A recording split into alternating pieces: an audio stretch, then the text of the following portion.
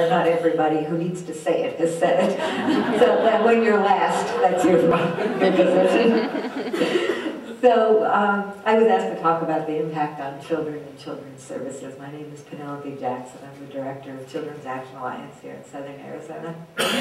And I don't have a whole lot to say, actually, because in the chart that we've prepared, and there's copies for you that summarize what all these cuts are going to look like, we know that $50 million, more or less, will be reduced from Department of Economic Security, but no one has given any details. The governor has not given details, and the legislature apparently was specifically instructed the governor not to give details, and there are no details in the budget. We just know $50 million will come out of human services, $50 million more dollars.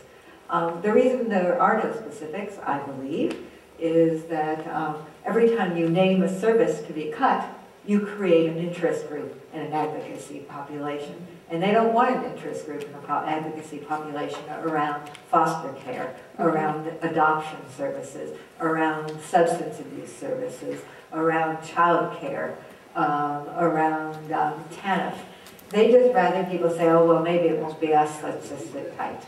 It's going to be us. It's going to be every one of those us's is going to have their budgets cut dramatically, and we will see that. One example that we expect to see is that you may know that TANF, which we used to call welfare, has already been reduced from a lifetime for a child, 60 months to 36 months. One of the few ways left to save money is to reduce that more to 24 months or to 18 months. We think that was one of the things that may happen. The dollar amounts in TANF will probably be reduced. Grandparents who now, many of them are caretakers for their children. Right now, only the child's income is counted, so that makes them eligible for TANF. If you count in the grandparents' Social Security, which is what most of them live on, the children will no longer be eligible for TANF. That means they will no longer be eligible for any child care subsidy as well.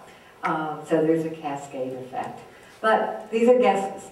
What's not a guess is that if Prop 100 does not pass, the blood that is gushing from these cuts that are to the bone already will be falling on the floor, because none of these, not $1 in that would come from Prop 100, from that about almost $900 million, goes to restore a cut. All it does is avoid much greater cuts to come.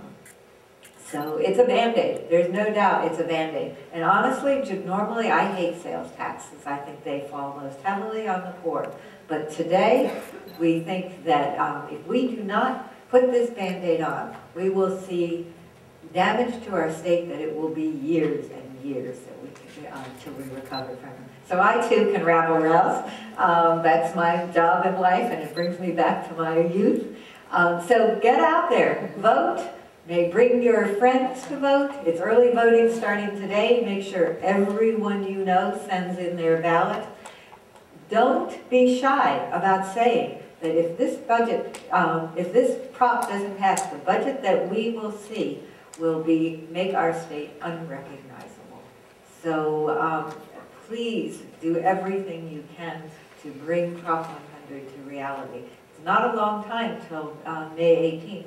And May 19th, we will know whether this looks like this, or whether at least we're in a place where we can sort of look around and say, how can we regroup? Thanks.